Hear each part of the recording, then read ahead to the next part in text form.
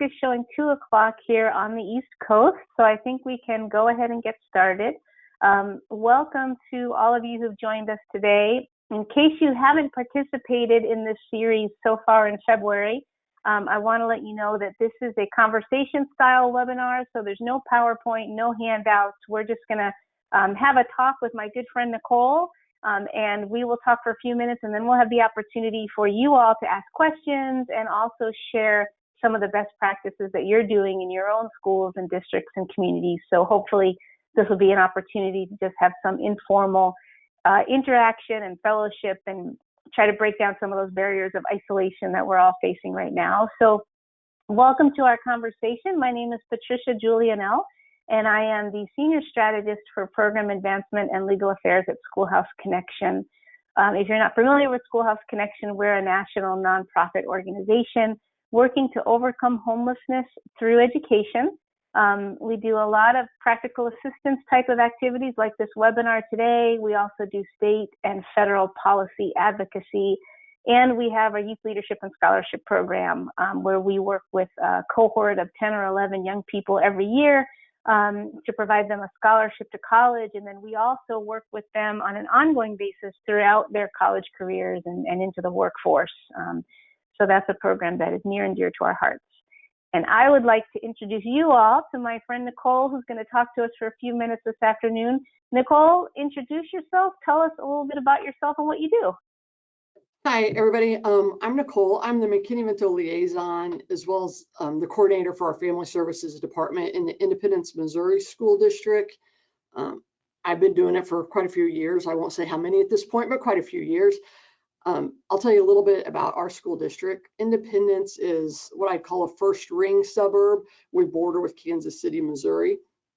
So we're right next to them. We have about 30 school buildings, and we enroll about 15,000 kids a year, and that includes early ed. We have about 1,000 kids in our early ed program. So it's a pretty large district here in the area with a free and reduced lunch population of around 70%. Which is definitely higher than the state average. So we're a pretty high needs district and a pretty large district.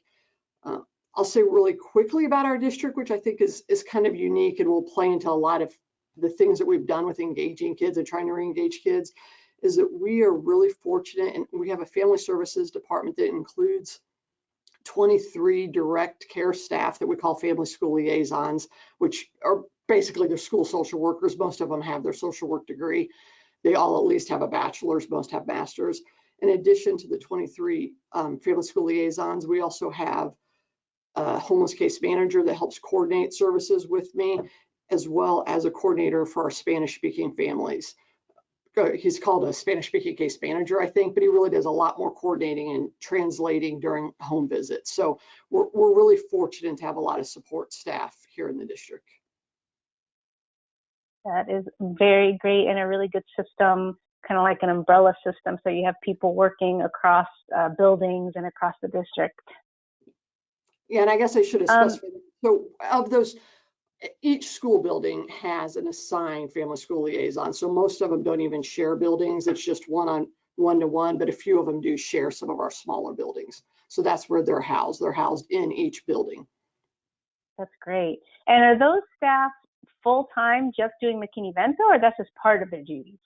That's just a part of their duties, a large part probably, but they are not funded at all through McKinney-Vento funds, except the district homeless case manager. So okay, her position is 75% just straight homeless, worked with McKinney-Vento students, but the rest of them are funded differently. So they provide case management and support services to any families that need them. And the families in homeless situations tend to, kind of jump to the top of that list frequently. Okay, great. So let me ask you, Nicole, one thing that I've been talking to everyone about that I'm really worried about is those students who became disengaged from school when school went virtual almost a year ago now. And we know from talking to liaisons and from surveys that we've done that we're probably talking about hundreds of thousands of McKinney-Vento students who just kind of disappeared. Maybe they're attending school and just not identified as homeless. Maybe they're not attending school at all. So I would love to know about what you all are doing in Independence to try to find students who maybe have become disengaged and get them back into school, get them back connected to distance learning or hybrid or whatever you have available in the district? So I think we, like everybody else, last March, we shut down. I think March 13th was our last day last year. Nobody anticipated it lasting as long as it did, for sure. During that time that we were shut down, the schools were shut down, our family school liaisons continued to work. Initially, they worked from home because we were under a stay-at-home order, but as soon as that was lifted, they came back to work and they were able to go out and do home visits and be in their buildings, making reach outs to families. We did a lot of delivering food and those kinds of things. So we stayed in contact with a lot of our families, but again, that was just our families that were already identified. So I'm sure additional families became homeless that we didn't become aware of. Once school started back up again, we were one of the few districts here that started right away. We came back to in-person learning August 24th. Now we did it on a hybrid model. So starting in July, parents are able to fill out a survey to say whether they wanted to be virtual or in person. And then based on those numbers in July, we did the staffing. So where that was not beneficial for our families that are McKinney-Vento, as we know, they tend to bounce around a lot. They don't always get the emails, the phone calls from the buildings. So some of them didn't respond and didn't get registered as early as they needed to. But a lot of them did, because again, we had our staff on. We had a list of around 420 students who ended last year in a homeless situation. So as soon as we found out what the plan was, we started making reach outs to those families to tell them to get on. We obviously didn't get a hold of all of them at that time, but we tried. So right now we're still in a hybrid model for our secondary students. So they're on for a week, then they're off for a week. They just rotate based on the alphabet.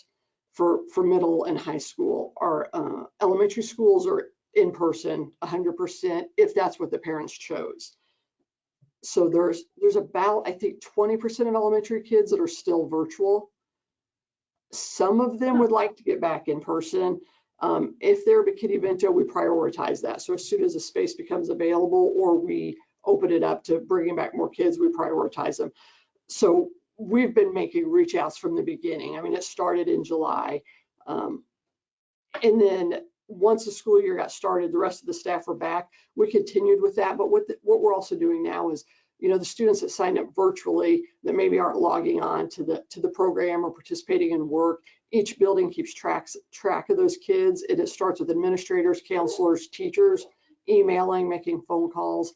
When they don't have any luck, it goes to our family school liaisons and they start doing home visits, and they'll go by any address we've had for these kids, trying to find them. So that's the big part of what we do to try to locate them. And I was surprised. We located all but 11 of the ones that ended the school year. So one way or another, we located them all. So except those 11. Our hope is they're enrolled at school, just outside the state somewhere, but those were the only ones that we were not able to find from last year. That's amazing. That's really impressive. It helped. I mean, we definitely do food distribution.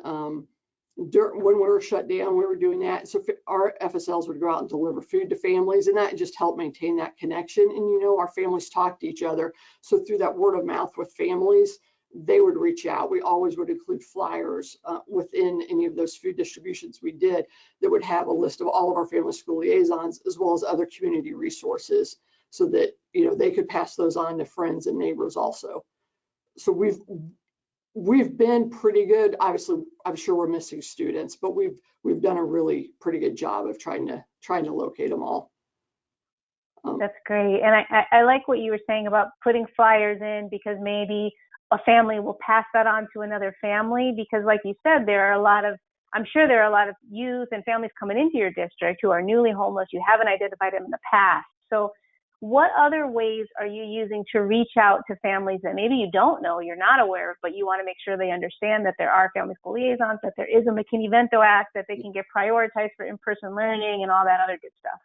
So I'm sure, like all districts, on our enrollment process, they ask questions about your housing situation, and if you're doubled up due to economic hardship, we ask those questions. Our system is an online system right now. So, and it's centralized. So I have the ability every morning, it's the first thing I do every morning, is I run a report out of that system to see if anybody answered yes to any of those questions. And if anyone said yes to any of those questions, we make a reach out to them. We try to get a hold of them. And we don't get a hold of all of them, but it's a pretty good shot of getting a hold of them. And then we've worked with our admissions staff downstairs that if someone comes in and we haven't talked to them, to give me a call, I'll try to run downstairs and talk to them, or a homeless case manager will try to get with them. We've also had some luck with partnerships that we have within the community. Our community mental health provider has provided, was continuing to go out to homes to provide therapy and to provide services. They also do case management. They've called us about kids saying, hey, we're working with these kids. They've said they're not enrolled in school. Can you, help out with that or make a reach out? We have a great partnership with our street outreach team here in Independence through an organization called Drum Farm, and they have contacted us about kids they're working with and said they need to get enrolled in school. How can we help them? So the partnerships within the community have been super helpful also. For sure. That's great. I love that you are actually checking that online system every day, because I'm sure that maybe that's not your favorite part of the day. Maybe it is. I don't know, but it's something you have to do every day. But just thinking about like what you said about families experiencing homelessness are moving so often, and a phone number that works today might not work tomorrow. So if you're only checking that once a week or once a month, you're much less likely probably to be able to actually get that number, grab that person before you kind of lose them. And I mean, I'll be honest, that's my ideal is the first thing in the morning. It doesn't always happen, but it definitely gets checked multiple times during the week, and generally daily. So it has been great. I think so far we've had, 1,700 students that answered yes to at least one of those questions. Now, wow, a lot of them don't end up being in McKinney-Vento situations, but it's at least a screening process. And I'd much rather make more reach outs versus less. Definitely. That's great. Tell me a little bit more about your community collaborations. I thought that was amazing that you're working with mental health providers to try to get referrals. What are some other community partners that have been really key to you, particularly during the pandemic? We've had quite a few. I will say we've partnered for years with our shelters. We have a domestic violence shelter in our attendance area, as well as an emergency shelter. And we're always in constant contact with them. So anytime a family comes into the shelter, there's a form that they have the families fill out that they email over to us. So we get that right away anytime a family comes, and try to make a proactive reach out, of course, to keep them in their school of origin, if that's at all an option. Right now, I would say with us being one of the few districts that's in person, they're usually opting to go ahead and enroll with us if they're able to get an in-person slot. So our shelters is a huge partnership. We provided hotspots to them at the beginning of the year, so students that are there have access to internet if they're virtual. Right. So that's a big thing. The street outreach has been big. We have a few other boys and girls clubs, definitely one that we partner with a lot. We have a local clothing closet. The only referrals to that clothing closet come through the school district. So they have been a huge partner to help us get kids ready to be back in school once they're able to come in person. There's so many. The Ministerial Alliance is another great one. We have an alliance of a lot of really active ministers here in our community. And what they've kind of taken on is a service project fundraiser every year about this time, is adopting our unaccompanied youth that are about to graduate, to make sure every unaccompanied youth that graduates gets a gift card as well as a card from them. And then they just raise funds so that we're able, even that first year of college, if they need room deposits, they need help with anything for school, that we're still able to do that. So I couldn't list all of them. Another huge one is Cargo Largo, who provides backpacks to all of our kids. We get 900 backpacks every year from Cargo Largo, because that's about how many McKinney-Vento students we identify in a year, and they're stuffed full of school supplies, and then they give us hygiene supplies. So without a doubt, there's no way we could do this without community partners. They're huge. It's huge. That's great. I love what you were saying. We just this morning at our staff meeting, we were talking about how difficult the transition to college has been, last year, and then again this year, and probably in the fall it's going to be the same. And having students get excited about going to college when going to college is a real different experience than it would be during normal times. So being able to at least provide them that kind of encouragement and excitement for whatever their college experience might be looking like. And that makes me think of my next question too, which is, so much of what students like about school isn't happening this year, or at least it's not happening the way it typically would. Big basketball games and proms and dances and even clubs and just getting together with your friends. At least you all are hybrid at the secondary level. So at least sometimes every other week they're getting together, they're seeing their friends. But how are you keeping students engaged, keeping them coming to school in person, but keeping them also connected virtually? What kinds of things are you doing to keep them coming? I would definitely say the virtual kids are the biggest challenge for sure to keep them engaged. And we make a lot of reach outs to them. And I will say, as with most things, the relationships are the key. If you have strong relationships with the students, virtual or in person, it helps so much, just them making that reach out. And we have some students that started in person and then decided virtual would be better for them due to work schedules and other responsibilities. And then we had others who've just decided virtual is an option. It may not be the best option, but have chosen to do that. And those, we really work hard to keep them engaged, continuing to do home visits. We provide hotspots. We provided cell phones. We provide Chromebooks to all of our students. So doing all of those things. And our FSLs, those kids that are virtual are still assigned to their building. So they have the same case management expectations and responsibility on virtual students as they do in person. So that is really helpful. And as far as the kids that are coming to school, we definitely are paying for them to participate in extracurricular activities. We just went shopping today to pick up cleats for students that needed some cleats. So we're doing all of those things to make sure that they're able to do that. Another thing that we are doing with the virtual kids is one of our high schools is providing tutoring daily for 3 hours a day for any student that is virtual. And so any student who's virtual can go to that, but we provide transportation for any McKinney-Vento kids that want to come to that. And if we have any McKinney-Vento kids from any of our other high schools that want that tutoring, we're working with them to allow that to happen too, since they have it. They're our highest need high school and with the highest percentage of McKinney-Vento kids. So most of them are already attending there, but we work with them to make sure they can get in there for at least 3 hours a day to get some tutoring with teachers. And a lot of it is just help, excuse me, with the virtual system. I mean, that's learning how to navigate that is a challenge too. Yeah. I love that you have that in-person opportunity for tutoring and, like you said, just help navigating the systems. That's so important. And our students need transportation to get to those kind of options. So it's great to provide them, but if we're not providing transportation, then the McKinney-Vento students are going to be so much less likely to participate. So that's great that you're doing that too. Absolutely. We've also provided for those kids that are virtual or in person. We have access to gift cards for food because that's been a big challenge. Just a lot of people, as we all know, lost employment and lost a lot of financial resources during this. So we've provided a lot of gift cards for food for those students. We also have mental health services available. That's another partnership I should have mentioned. We actually have therapists assigned to 6 of our buildings. Wow. And they're in person. And from the day we came back to school, we had therapists in those buildings, and they're assigned to our highest need buildings. They will also provide those therapy services via telehealth to any of our virtual students too.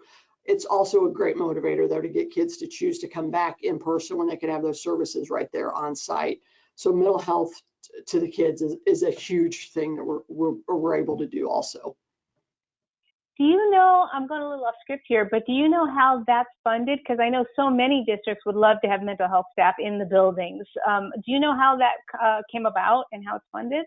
I do, because that happens to be another one of those duties as a sign that I so we in Jackson County, all of Missouri has this option, but in Missouri there is a state mandate that you can pass what's called a Children's Services Fund, and it's a sales tax.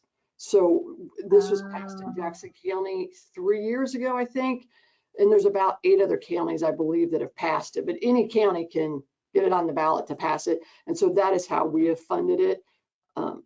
So I mean, we're fortunate that we've had that, but that's how it's been funded since that was passed. Previously, we had a mental health fund that we were able to access to fund therapy. It looked a little bit different, but it's always been outside sources. It's not through district funds of any type at this point.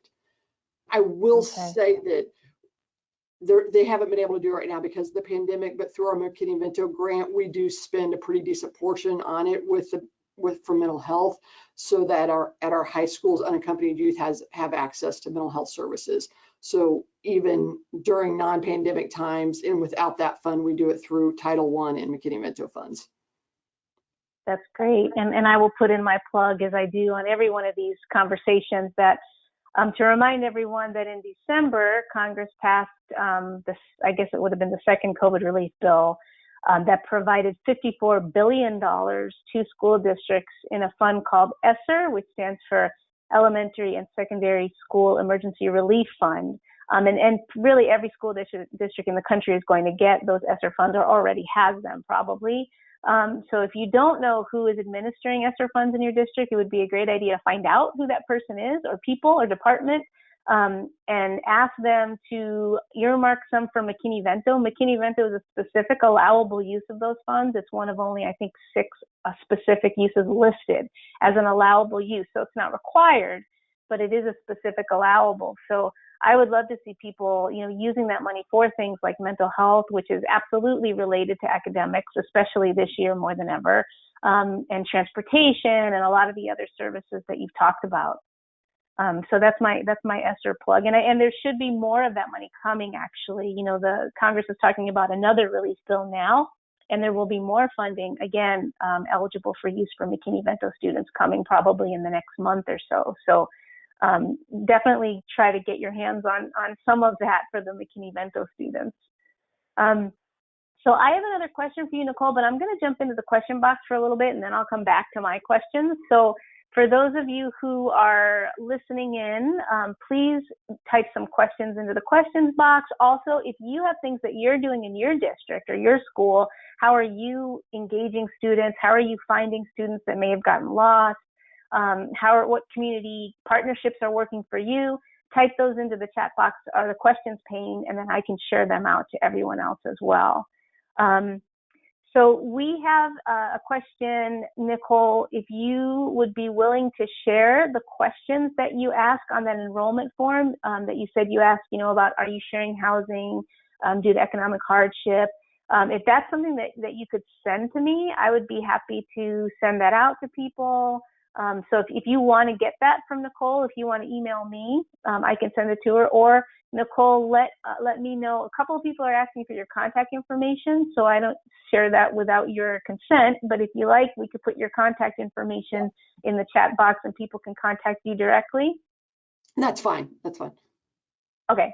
All right. I will do that in just a minute. I'll pop that in. One person is asking. Yeah, go ahead. I will send you those questions. That's easy enough. I'll do that after this. Okay, cool. Thank you. One person also is asking, this is easy, will the recording be available after the webinar? It will be. We actually had a technology problem last week and the webinar didn't record, but I verified 3 times this time and supposedly it is recording. So this should be up on our archived webinars page probably by tomorrow. Our communications manager, Lacan, is amazing, and we'll probably have it up by tomorrow. So I'm going to type your contact information, Nicole, into the chat. But in the meantime, someone is asking, would you please repeat which is the data, or where are you getting that data that you're looking at regularly to identify potential new McKinney-Vento students? How are you able, what is that system? How are you able to get access to it? If somebody doesn't have access and they want it, who should they ask for? Can you just walk us through that again? Sure. So our enrollment for all students is online registration. It's the first step that any student takes. So if you go to our district's webpage, you will complete an online registration. So it's an in-district system. It's an in-district. They built, one of our tech guys, way beyond anything I understand, built this registration system. And so parents do all of the enrollment right there. And I have access to that system. And then once the student is actually enrolled, they come in and prove residency. If they're not McKinney-Vento students, they come in, prove residency, and do all that. It is then fed into our student information system. So I initially get it off of our online registration, but if I would ever miss anything there, it gets fed into our student information system, which is Power School, and the same questions are in Power, they show up in Power School also. So I can run reports either way. That's I know great. You've got like a 2-level system. Yeah. And I know a lot of people still do the paper ones and will ask those questions.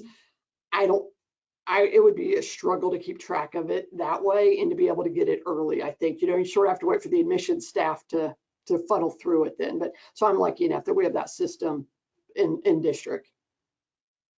As much as I have thought about online enrollment, and I actually put together a tip sheet that we have on how to make online enrollment systems friendlier for McKinney-Vento families, as much as I've thought about it, I guess I never actually thought about a liaison having that access to go into the online enrollment system, into that questionnaire, and pull out, like do a query, who answered yes to question 5 or whatever, and just pull that right out of the information system. That's so streamlined. It makes perfect sense. It's great. And I mean, it took a little while with me working with the tech folks to know what we needed, but it now I have a button, I just push it. I don't even have to do a search anymore. I can just push one thing and it shows up, and then I can export it into Excel or Google Doc and have all of the contact information, everything I need right there. So it's life-saving. And That is fantastic. Not a huge proponent of centralized enrollment, but that part of it has made it a little bit easier. That's great. Here's a very easy question for you, Nicole. Would you repeat the name of your school district? Sure, it's Independence, Missouri School District. Gotcha. I've been there, just a little bit north of Kansas City. Yep. All right, now I'm gonna jump back into my questions now, because I do want to get to this one before we leave, and this is about attendance. So for your students who are in person, attendance is what it is. I'm assuming it's pretty normal. But for those who are virtual, what is your district doing to provide some flexibility, recognizing that your McKinney-Vento students are just not going to be able to connect to every class every day? They're just not. So how are you all calculating attendance and supporting attendance? I know that there's a way that they're calculating it, and it's through directions that we've gotten from DESE, our Department of Ed. So it's calculated differently for virtual kids than in-person kids. And I can't give you the factor exactly because I'm not sure what that is, but they're counting it, just completely differently. It's based on whether they log in or not. And so then you kind of get that discrepancy though, if some kids log in, but then they don't actually participate. So we have teachers that are assigned just virtually, and they share all of that information with the administrators. And then we are making reach outs to see whether it's, Chromebook issues, is it hotspot issues? That's how we're building that list. So I think with our virtual kids, there's a lot of flexibility on that, and not holding kids back or not giving them credit based on attendance or any of that. There's a lot of flexibility around that. One thing that we have done is if students haven't been engaging, we've made every reach out that we possibly can. Technology has the ability to shut off their Chromebooks, and it's amazing when that happens, how many folks then call and say, hey, something's happened, and then we're able to get new contact information for them.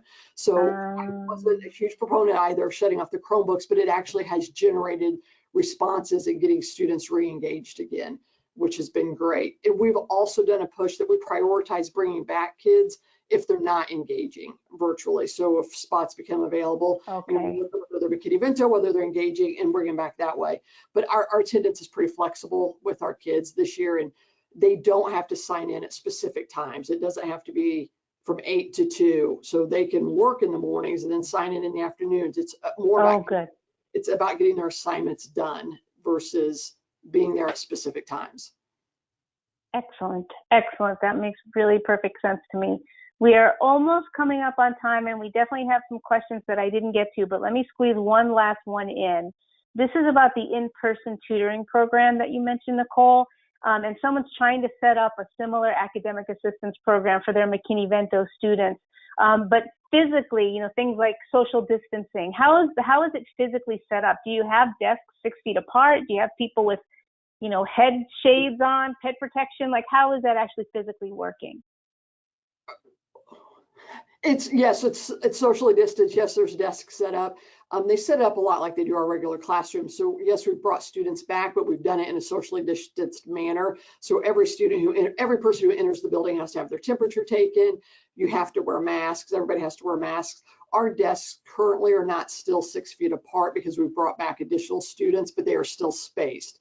So they've gotten a little bit closer, but we have had such minimal spread within our buildings. That's why we've started bringing a few more kids back. So yes, they are set up like a classroom or two, depending on how many kids are there, and everybody is socially distanced and have to follow all the same guidelines. Okay, great. That makes perfect sense. Yeah. Well, I could talk to you for another half an hour or another hour, but we are at 2:30 Eastern time. And part of the purpose of these conversations is to just be sort of short, have a nice opportunity to check in and say hey, and then go back about our business. So I will adjourn our meeting now, but I thank everybody for joining us today. Thank you for your questions, and a special thanks to Nicole Sequeira. Thank you for being with us today. It was great, sure. And feel free to reach out. That's great. Okay, yes, I did put Nicole's email address in the chat box. So if you haven't seen it, pop into the chat before I shut the meeting down and grab that address. All right. Okay, thanks everyone. Have a good afternoon or morning.